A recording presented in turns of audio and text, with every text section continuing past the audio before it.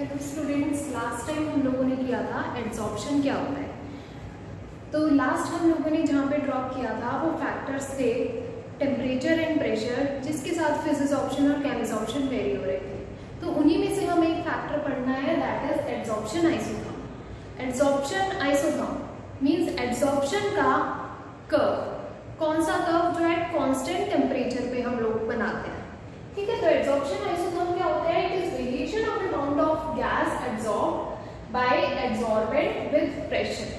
Means कितनी gas हमारे पास absorb हो रही है with variation with pressure at constant temperature, क्योंकि हम क्या पढ़ रहे हैं? आइसोथर्म पढ़ रहे हैं। तो आइसोथर्म्स क्या होते हैं? कांस्टेंट टेम्परेचर के ऊपर प्रेशर के साथ एड्सॉर्प्शन का क्या वेरिएशन है, that is called as adsorption isotherm. तो एड्सॉर्प्शन आइसोथर्म बहुत सारे टाइप के होते हैं, आपकी बुक में सिर्फ एक ही गिवन है। तो हमें बहुत सारे टाइप के तो नहीं पढ़ने, हमें सिर्फ एक ही पढ़ना है। तो वो एक ही हम लोग देखेंगे कि वो कौन सा आइसोथर्म हम लोगों को पढ़ना है। It is Freundlich adsorption isotherm. It is Freundlich adsorption isotherm. तो फ्रेंडलिच एड्सॉर्प्शन आइसोथर्म में क्या कहा था कि जो अमाउंट ऑफ गैस है जो कि with per unit mass adsorb हो रही है किसी एड्सॉर्बेंट पे, उसकी वेरिएशन दी थी प्रेशर के साथ विद वन इक्वेशन, और उस इक्वेशन को हम लोग बोलते हैं फ्रेंडलिच एड्सॉर्प्शन इक्वेशन। वो इक्वेशन थी x by m। x है बेटा कितना हमारे पास अमाउंट ऑफ गैस एब्सॉर्ब हुआ, ठीक है, डिवाइडेड बाय m। m है हमारे पास मास ऑफ एड्सॉर्बेंट की कितने मास के ऊपर डिपॉजिट हो रहा है। ये हम वैसे 1 यूनिट मास ही रखेंगे ताकि हमारे पास जो अमाउंट है वो कांस्टेंट रहे, ठीक है। Is equals to k multiply by p, p means pressure, raise to the power 1 by n। अब k और p हमारे पास क्या है यहाँ पर? k और p दो कांस्टेंट हैं जो कि किस पे डिपेंड करेंगे? जो डिपेंड करेंगे नेचर ऑफ गैस पे जो हमारे पास एब्सॉर्ब हो रही है, और नेचर ऑफ एड्सॉर्बेंट पे कि किस एड्सॉर्बेंट के ऊपर एड्सॉर्प्शन टेक प्लेस कर रहा है, ठीक है। x क्या है? मास ऑफ गैस एब्सॉर्ब, मतलब कितना गैस आकर के किसी चीज के ऊपर एब्सॉर्ब हुई। m क्या है? मास ऑफ एड्सॉर्बेंट, जिसको हमने कांस्टेंट रखा हुआ है 1 यूनिट। तो m हमारे पास कांस्टेंट रहेगा तभी तो हमारे पास x by m आ पाएगा। और इस पूरे x by m को हम क्या बोलते हैं बेटा? दिस पूरा x by m is called as extent of adsorption. इस पूरे को क्या बोलेंगे? Extent of adsorption. तो बच्चे जब हम इसका कर्व प्लॉट करेंगे ना डिफरेंट टेम्परेचर के ऊपर, तो इसका कर्व इस टाइप से आएगा हमारे पास, x by m versus p means extent of adsorption versus pressure. तो प्रेशर के साथ हमें देखना है कि कैसे हमारे पास एक्सटेंट ऑफ एड्सॉर्प्शन वेरी करता है एट डिफरेंट टेम्परेचर। तो टेम्परेचर अगर हम हाई रख रहे हैं तो इस टाइप का कर्व आता है, टेम्परेचर अगर हम लो रखते हैं तो इस टाइप का कर्व आता है। मतलब कर्व हमारे पास इस एक्सिस से, एक्स एक्सिस से दूर जाता जाएगा जैसे जैसे टेम्परेचर हमारे पास कम होता चला जाएगा। अब इस कर्व को हम लोगों को समझना कैसे? इस कर्व को हम लोगों को समझना है कि सपोज हमने यहाँ पर प्रेशर रखा P1, किसी एक प्रेशर पे दैट इज P1, हम लोग एक लाइन ड्रॉ कर लेते हैं, ठीक है, और यहाँ पर ये 3 पॉइंट रखते हैं, point A, point B and point C, ठीक है। A पॉइंट पे टेम्परेचर सबसे कम है एंड C पॉइंट पे टेम्परेचर सबसे ज्यादा है। तो एक पर्टिकुलर प्रेशर पे, सपोज मैंने बोला 1 एटमॉस्फेयर, तो ये प्रेशर 1 एटमॉस्फेयर हो गया। एक पर्टिकुलर प्रेशर पे, जरूरी नहीं है कि इट इज 1 एटमॉस्फेयर होंगे, किसी एक पर्टिकुलर प्रेशर पे हम लोग क्या करेंगे, देखेंगे कि एक्सटेंट ऑफ एड्सॉर्प्शन कैसे वेरी कर रहा है। तो हमारा प्रेशर तो कांस्टेंट है, atmospheric pressure that is 1 atmosphere. तो उसके ऊपर अगर हमारा टेम्परेचर कम है तो एक्सटेंट ऑफ एड्सॉर्प्शन हमारा ज्यादा होगा, और अगर हमारा टेम्परेचर बढ़ा 195 से 244 गया, एड्सॉर्प्शन कम हो गया, और ज्यादा बढ़ा तो और कम हो गया। इसका मतलब कि ये हमारे पास फिजिक्स ऑप्शन डिपिक्ट कर रहा है कि जैसे जैसे टेम्परेचर हमारे पास बढ़ता चला जाएगा एक्सटेंट ऑफ एड्सॉर्प्शन कम होता चला जाएगा। तो फ्रेंडलिच एड्सॉर्प्शन आइसोथर्म ने हमें क्या बताया कि जैसे जैसे हमारे पास क्या बढ़ेगा, टेम्परेचर बढ़ेगा, वैसे वैसे एक्सटेंट ऑफ एड्सॉर्प्शन डिक्रीज होगा, ठीक है। टेम्परेचर बढ़ा, एक्सटेंट ऑफ एड्सॉर्प्शन डिक्रीज हुआ। और यही चीज हम लोगों ने फिजिक्स ऑप्शन में पढ़ी थी कि कोई मटेरियल उस मटेरियल के ऊपर कोई चीज आकर के बैठ गई है, तो जैसे जैसे हम उस मटेरियल का टेम्परेचर बढ़ाते चले जाएंगे तो उसके ऊपर लगे हुए एटम्स को, मॉलिक्यूल्स को, स्पीशीज को काइनेटिक एनर्जी मिलेगी। और जैसे ही उनको एनर्जी मिली तो वो क्या करेंगे, उस पर्टिकुलर एब्जॉर्बेंट की सरफेस जो है वो छोड़ करके भाग जाएंगे। तो एक्सपेरिमेंटली ये चीज है, और थ्योरेटिकल प्रूफ इसका ये है कि हमारे पास कोई भी एब्जॉर्बेंट अगर है, उस एब्जॉर्बेंट के ऊपर बैठी हुई कोई भी चीज फाइनली टेम्परेचर गेन कर रही है, मींस काइनेटिक एनर्जी गेन कर रही है। तो जैसे ही उसने काइनेटिक एनर्जी गेन की तो वो सब्सटेंस हमारे पास एब्जॉर्बेंट की सरफेस छोड़ करके चला जाएगा। इसीलिए टेम्परेचर बढ़ाने के साथ साथ एक्सटेंट ऑफ एब्जॉर्प्शन जो है वो हमारे पास डिक्रीज हो जाता है। ठीक है बेटा, इसी का थोड़ा और सिंप्लीफाई वे में, क्योंकि इसको प्लॉट करने में प्रॉब्लम होती है, इसको और सिंप्लीफाई वे में करने के लिए उसने क्या किया, इस इक्वेशन को लोगैरिथम में कन्वर्ट कर लिया। लोगैरिथम में जब इसको कन्वर्ट करेंगे तो ये हो जाएगा हमारे पास बेटा log x by m। तो इसको log x by m को हमने ऐसे का ऐसे ही रखा। ये मल्टीप्लिकेशन में था k और p, तो ये हो जाएगा log a plus log b। ठीक है, ये ऐसे था kp 1 by n, इसका log लेंगे, it will be log k plus log p 1 by n। ठीक है बच्चे, तो ये log k तो ऐसे का ऐसे आ गया, प्लस एक्सपोनेंट की जो भी पावर होती है log में हमारे पास जो भी पावर होगी वो कहाँ आ जाती है, हमारे पास यहाँ आ जाती है।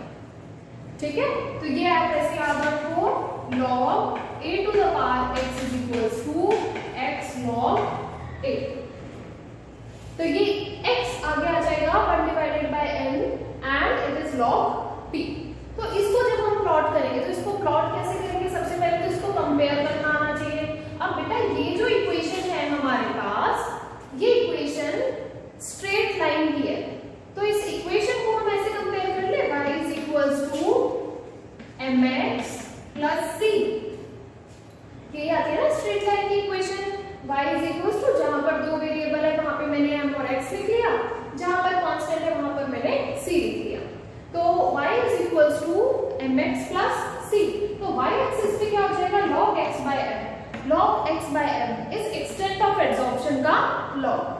ठीक है, यहाँ पर x एक्सिस पे क्या हो जाएगा, x axis correspond to log p, तो ये हो जाएगा log p। 1 by n और log k कैसे निकालेंगे हम लोग बेटा, जब हम इन दोनों की वेरिएशन प्लॉट करेंगे ना, इन दोनों की वेरिएशन प्लॉट करेंगे तो ये ग्राफ जीरो से नहीं स्टार्ट होगा कभी भी।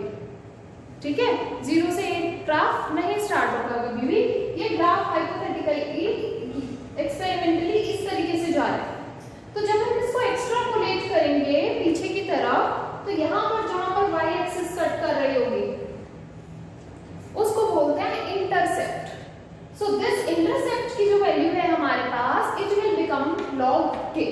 तो log k की वैल्यू क्या होती है, ग्राफ के इंटरसेप्ट की वैल्यू।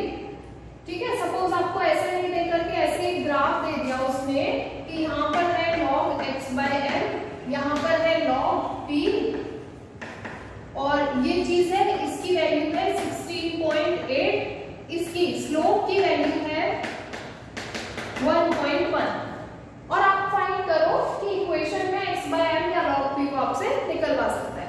तो इक्वेशन में हमें पता होना चाहिए कि ये जो चीज गिवन है ये कहाँ पर पुट करते हैं। सो दिस थिंग, ये वाली चीज हमारे पास इंटरसेप्ट है and it is log k।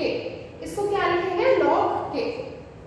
उसके अलावा जो स्लोप आएगा हमारे पास, जो स्लोप है, जिस एंगल से ये इंक्लाइंड है, वो स्लोप हमारे पास बेटा आएगा 1 divided by n। अब दो एक्सट्रीम केस हमारे पास आते हैं कि 1 divided n या तो 0 हो सकता है या फिर 1 हो सकता है, या फिर 0 और 1 के बीच में हो सकता है।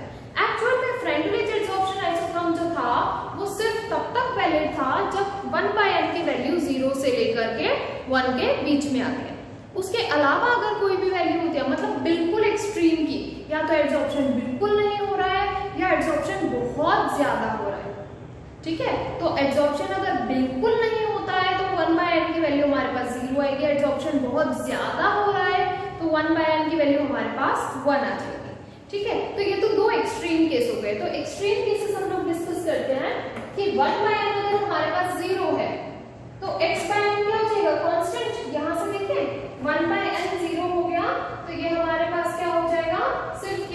That will be constant. तो एड्सॉर्प्शन जो है वो इंडिपेंडेंट हो गया प्रेशर से, मतलब अब एड्सॉर्प्शन प्रेशर पे डिपेंड नहीं कर रहा है, ठीक है। एड्सॉर्प्शन अब इंडिपेंडेंट हो गया प्रेशर के। अगर 1/m = 1 हो जाए हमारे पास, 1/n अगर 1 हो गया तो यहाँ पर वैल्यू पुट करें p⁻1/1, ये हो गया p⁻1। तो x/m is directly proportional to p, मतलब extent of absorption will become proportional to p। तो ये वाली चीज जो हमारे पास आती है, ये तो एक्सट्रीम केसेस आते हैं कि 1/n की वैल्यू 0 हो जाए तो क्या होगा, और 1/n की वैल्यू 1 हो जाए तो क्या होगा।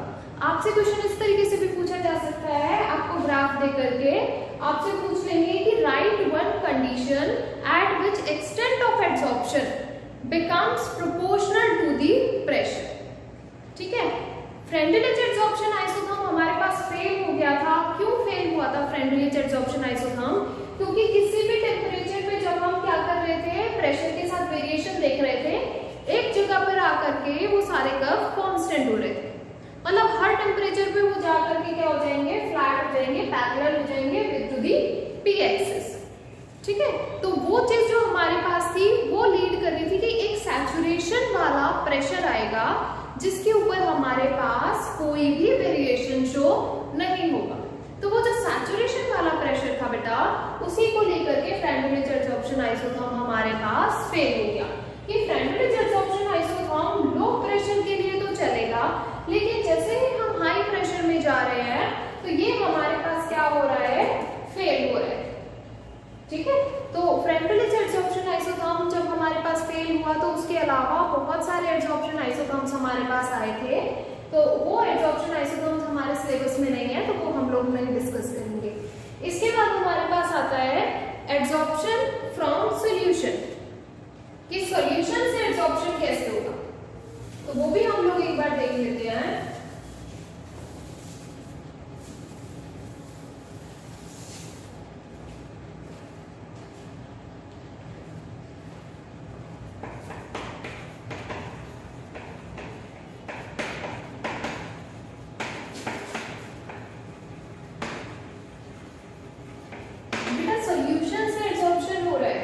पहले गैस का एड्सॉर्प्शन हो रहा था, अभी सॉलिड का एड्सॉर्प्शन हो रहा है सॉल्यूशन के अंदर, ठीक है। तो सॉलिड जो भी मटेरियल है वो किसी सॉल्यूशन के अंदर किस तरह से एड्सॉर्ब होता है या किसी सॉल्यूशन को कैसे एड्सॉर्ब करेगा, तो उसके लिए हमारे पास जो इक्वेशन है वो थोड़ी सी मॉडिफाई हो जाती है। x/m = Kc1/n, बाकी सब चीज सेम रहेगा, लेकिन गैसेस के केस में हम क्या कर सकते हैं, प्रेशर मेजर कर सकते हैं। लेकिन जब बात करते हैं सॉल्यूशंस की और सॉलिड्स की, ठीक है, जब एड्सॉर्प्शन में ये दोनों चीजें पार्टिसिपेशन करती हैं तो हमारे पास प्रेशर की कोई रेलेवेंस नहीं रह जाती। Then we talk about what, then we talk about concentration.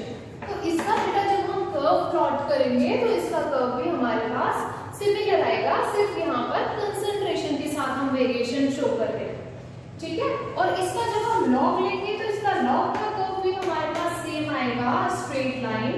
log x/m will become log k plus 1/n log c, ठीक है बच्चे। तो ये हमारे पास एड्सॉर्प्शन फ्रॉम सॉल्यूशन आता है, जिसमें हम कंसंट्रेशन विद इन कंसिडरेशन लेते हैं इररिस्पेक्टिव ऑफ प्रेशर, ठीक है। तो प्रेशर हमारे पास कहां पर यूज होगा, when we talk about the gases. Concentration कहां पर यूज होगा, when we talk about the solutions, ठीक है बेटा। तो फ्रेंडलिच एड्सॉर्प्शन आइसोथर्म में हमें इतना ही पोर्शन कवर करना है, और ये एनसीईआरटी में बहुत अच्छे से गिवन है।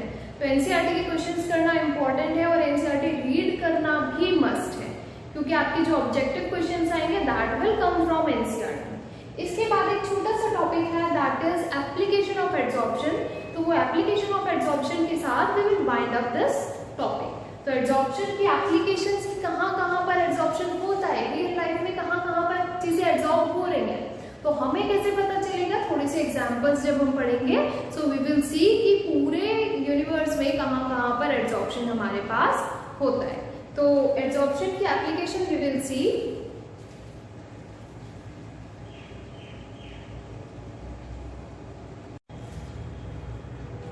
सो नेक्स्ट क्या क्या होती है हमारे रियल लाइफ में एड्सॉर्प्शन की। तो पहली एप्लीकेशन है बेटा production of high vacuum. High vacuum अगर हम लोगों को क्रिएट करना है तो हम लोग क्या यूज कर सकते हैं, चारकोल यूज कर सकते हैं। तो चारकोल क्या करेगा, आसपास की जो गैसेस होंगी उनको एब्जॉर्ब कर लेगा। अब गैसेस एब्जॉर्ब हो गई तो हमारे पास वैक्यूम ऑटोमेटिकली क्रिएट हो जाएगी। Next we have gas mask.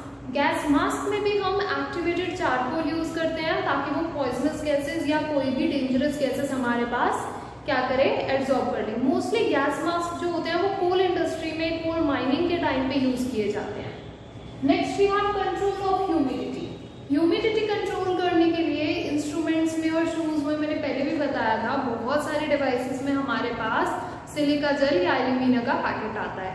तो वो पैकेट आप लोग देख सकते हो, सिलिका जेल के बीड्स कहीं पर भी अवेलेबल होंगे। वो क्या करते हैं, मॉइस्चर को एब्जॉर्ब करते हैं। एब्जॉर्ब नहीं करते, एब्जॉर्ब करते हैं, ठीक है। सिर्फ अपने सरफेस के ऊपर उस मॉइस्चर को रखेंगे। Next we have removal of colouring matter from solution. ये वही है हमारे पास जो अभी हमने पढ़ा था, जहां पर सी पे डिपेंडेंस होती है। तो कलरिंग मैटर की सॉल्यूशन से सेपरेशन अगर हम लोग कर रहे हैं बेटा, तो उसके लिए हम लोग यूज करते हैं एनिमल चारकोल। तो शुगर को कलरलेस बनाने के लिए we use animal charcoal. Next we have separation of inert gases. Inert gases में एक चीज हमेशा याद रखोगे आप लोग कि इनर्ट गैसेस जो होती है उनका बॉइलिंग पॉइंट और मेल्टिंग पॉइंट बहुत ज्यादा कम होता है, जिसकी वजह से उनको सेपरेट कर पाना बहुत ज्यादा डिफिकल्ट होता है। और मिलती भी सारी की सारी एक ही जगह पर है, ठीक है। तो अर्थ के जिस एनवायरनमेंट में हमें हीलियम मिल रही होगी, नियॉन मिल रही होगी, उसी एनवायरनमेंट में हमें क्रिप्टन, जेनॉन और रेडॉन भी मिलते हैं। तो सारी गैसेस एक साथ मिलने की वजह से उनको सेपरेट कर पाना बड़ा डिफिकल्ट होता है। तो उसके लिए सेपरेशन ऑफ इनर्ट गैसेस के लिए वी यूज कोकोनट चारकोल। तो कोकोनट चारकोल यूज करते हैं हम लोग और इनर्ट गैसेस का सेपरेशन कराते हैं। कुछ गैसेस जो होंगे कोकोनट चारकोल पे स्टिक हो जाएंगी, कुछ गैसेस उस पे स्टिक नहीं होंगे। तो जो गैसेस स्टिक नहीं होंगे वो पहले हमारे पास निकल के आ जाएंगी। जो गैसेस कोकोनट चारकोल पे स्टिक हो गई उनको हम क्या करेंगे, हीट करेंगे कोकोनट चारकोल को और फिर उनको हम इकट्ठा करके एक जार में रख सकते हैं। Next we have froth flotation method. Froth flotation method बेटा क्या होता है, जो हमारे पास सल्फाइड वाली ओट्स होती हैं, किसी भी चीज की सल्फाइड ओट्स जो होती हैं उनको कंसंट्रेट करने के लिए हम फ्रोथ फ्लोटेशन मेथड यूज करते हैं। और यहाँ पर हमारे पास एब्जॉर्प्शन कराते हैं अपनी ओर का किसी भी मटेरियल के ऊपर। तो ये हम लोग डिटेल में नेक्स्ट चैप्टर में भी पढ़ेंगे, that is metallurgy. Next we have water softening. Water को सॉफ्ट कराने के लिए we use various alums and all the thing जो वाटर सॉफ्टनिंग में यूज होता है। क्योरिंग डिजीज, बहुत सारे डिजीज कोलॉइडल सॉल्यूशन से क्योर होती हैं। तो ये हम कोलॉइड्स में भी पढ़ेंगे इसकी एप्लीकेशन, जैसे काला जार हो गया या मिल्क ऑफ मैग्नीशिया जो होता है वो एसिडिटी को ट्रीट करने के लिए यूज होता है, that is one of the colloid. And उसका जो प्रिंसिपल ऑफ एक्शन होता है वो हमारे पास एब्जॉर्प्शन ही होता है। Next we have absorption indicators. बहुत सारे इंडिकेटर्स होते हैं जैसे इओसिन, फ्लोरेसेंट। तो वो सारे इंडिकेटर्स एब्जॉर्प्शन की बेसिस पे वर्क करते हैं और कलर चेंज देते हैं ड्यूरिंग द टाइट्रेशन। तो टाइट्रेशन आई थिंक आप लोगों ने की भी है कि कलर चेंज पहले फिनोफ्थलीन से हो रहा था, तो उसके फिनोफ्थलीन के अलावा भी हमारे पास बहुत सारे इंडिकेटर्स प्रेजेंट होते हैं। लास्ट में आप क्रोमेटोग्राफिक एनालिसिस। क्रोमेटोग्राफी भी आप लोगों ने की है। तो क्रोमेटोग्राफिक एनालिसिस में हम लोग पेपर क्रोमेटोग्राफी अभी तक हम लोगों ने की है। पेपर क्रोमेटोग्राफी के अलावा क्या करते हैं, एल्यूमिनियम की शीट पर एड्सॉर्बेंट मटेरियल रखते हैं और उसको क्या करते हैं, प्लेटिंग करते हैं उसको बोलते हैं हम थिन लेयर क्रोमेटोग्राफी। तो वो हमारे पास एक एड्सॉर्प्शन बेड जनरेट हो जाता है जिसके साथ हम एड्सॉर्प्शन का प्रिंसिपल फॉलो कर सकते हैं। और यूज कहाँ पर करते हैं बेटा, बहुत सारे फ्लोरल पिगमेंट्स को सेपरेट करने के लिए, नेचुरल लीव्स में जो एसेंशियल ऑयल्स होते हैं उनको सेपरेट करने के लिए हम क्रोमेटोग्राफिक एनालिसिस को यूज करते हैं। तो ये सारी हमारे पास एप्लीकेशन है जो यहाँ पर तो बहुत माइनर लेवल पे दिख रही है, लेकिन इंडस्ट्रियल लेवल पे इनका बहुत ज्यादा यूज है। तो इंडस्ट्रियल लेवल पे हमारे पास इनका काफी ज्यादा यूज आता है। तो सारा का सारा एब्जॉर्प्शन हमारे पास इन्हीं चीजों से चलता है। इसके अलावा भी वेरियस एप्लीकेशंस वी हैव। एक एप्लीकेशन इसकी हम लोग देखेंगे next, that will be catalysis. तो कैटलिस्ट हमारे पास जो है वो एब्जॉर्प्शन पे ही बेस्ड काम करते हैं। तो कैटलिस्ट किस तरीके से काम करते हैं, कितने टाइप के होते हैं, तो नेक्स्ट वीडियो में वी विल सी